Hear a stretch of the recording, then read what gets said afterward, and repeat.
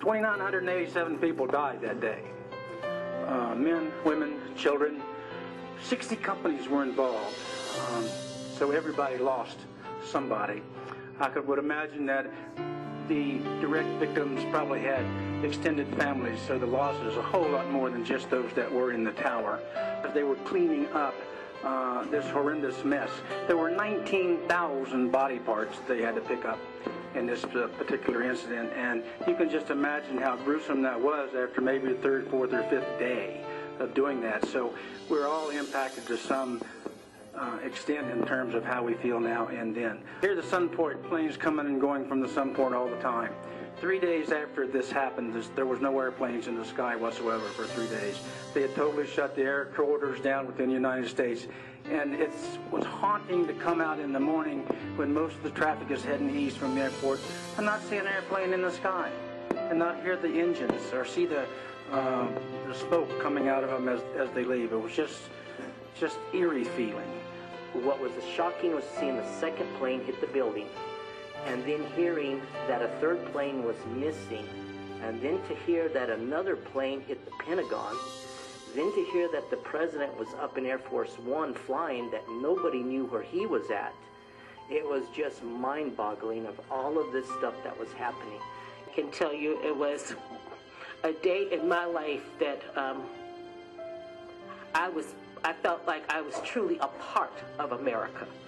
And because what happened at 9/11 affected everybody in this country. It did not matter where you came from, who your family was, what you had been through. They did not just attack the Twin Towers. They attacked each and every human being that is a part of this country.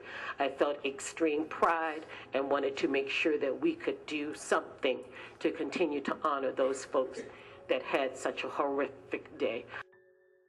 So, how did 9/11 affect you? I think it changed me a lot as a person, changed me as a teacher, and definitely made me more grateful for the little things I have, and just grateful and proud, I guess, to be an American. Yeah, and I want to pass that on to my students. Yeah. About the war in Afghanistan. I think the war in Afghanistan is completely justified. 9/11 was a pretty big deal to me, and I think we just need to win. We need to win, and the people on the home front need to stop losing support. So how do you feel about 9/11? I feel that 9/11 was, a tragic day for the nation, and